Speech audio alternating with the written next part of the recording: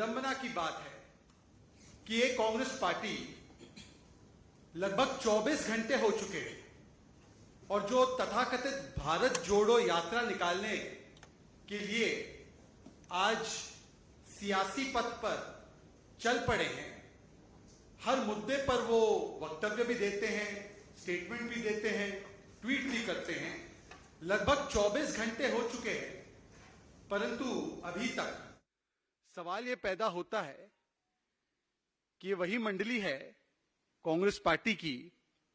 आपको याद होगा जब सरदार पटेल की ऊंची प्रतिमा स्टैच्यू ऑफ यूनिटी का भी लोकार्पण किया गया तो उन्होंने उसका भी विरोध किया।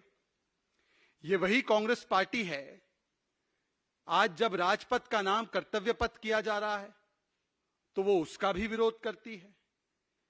ये वही कांग्रेस पार्टी है जिसने अपने गुलामी और विदेशी चिन्हों को तो त्यागने का कभी प्रयास नहीं किया, पर आज जब नेताजी का महिमा मंडन किया जा रहा है, नेताजी के योगदान को माना जा रहा है, और नेताजी किसी एक पार्टी के नहीं है, नेताजी पूरे देश के हैं, तो आज कांग्रेस पार्टी की इतनी संकीर्ण मानसिकता है, वो अपने परिवारवाद से बाहर नहीं आ पा रही है कि जिन्होंने सरदार पटेल की प्रतिमा का विरोध किया वो आज नेताजी सुभाष चंद्र बोस की इतनी भव्य प्रतिमा लगी है तो उसका भी खुलकर स्वागत नहीं कर रहे हैं, उसका भी विरोध किसी ना किसी प्रकार से कर रहे हैं।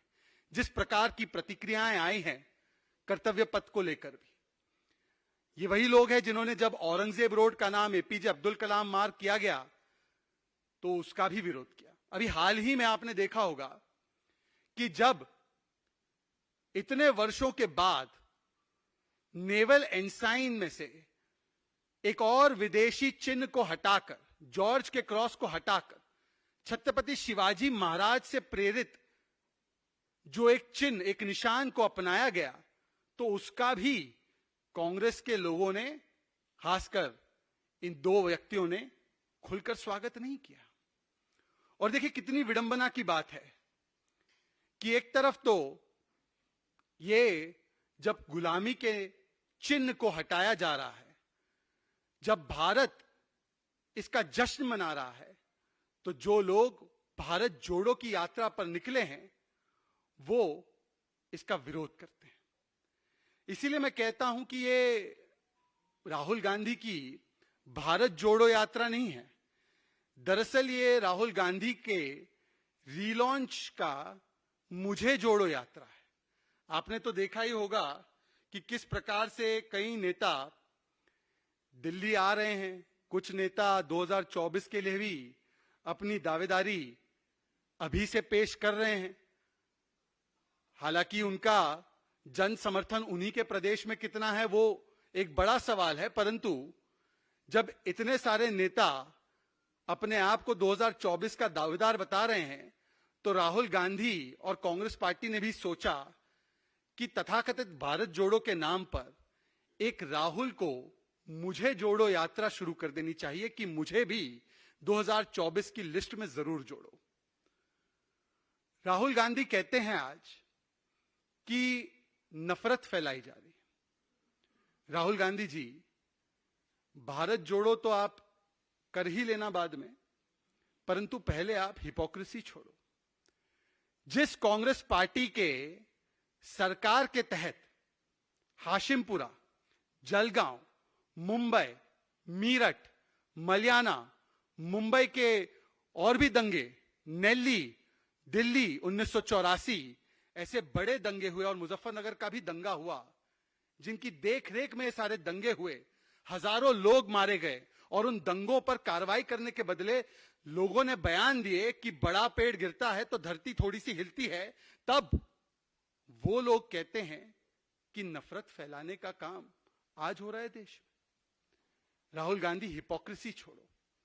और यदि और कहीं पीछे इतिहास में नहीं देखना है तो एक नजर राजस्थान में ही मुड़कर देख लीजिए।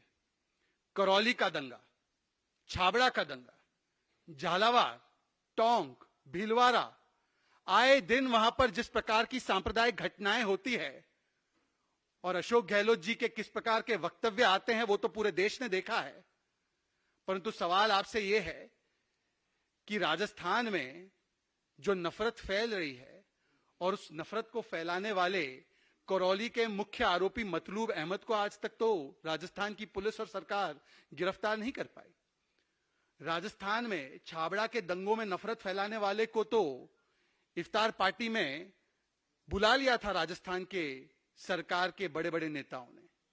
तो नफरत कौन फैला रहा है? राहुल गांधी। देखिए, राहुल गांधी जी का इतिहास जो है, उनके पार्टी का इतिहास जो है, वो भारत तोड़ो का इतिहास, जो कल तक टुकड़े टुकड़े लॉबी की पैरवी करते थे, जिन्होंने जाकर उन लोगों की पैरवी की जो भारत के टुकड़े टुकड़े करवाना चाहते थे, आज वो भारत जोड़ो यात्रा पर निकल चुके हैं। इसीलिए मैं कहता हूं कि हिपोक्रेसी छोड़ो।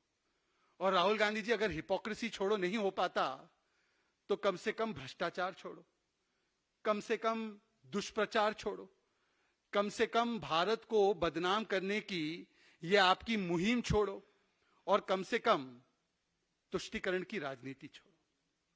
वैसे भारत जोड़ो यात्रा इन्होंने निकाली है। मेरे मन में एक सवाल आया अभी अभी कि नेताजी सुभाष चंद्र बोस के प्रतिमा पर तो कुछ प्रतिक्रिया अभी तक दे नहीं पाए। राजपथ से कर्तव्य पथ हुआ तो उसका भी विरोध किया, परंतु भारत तो जोड़ने का काम सरदार पटेल ने बहुत पहले ही कर दिया था।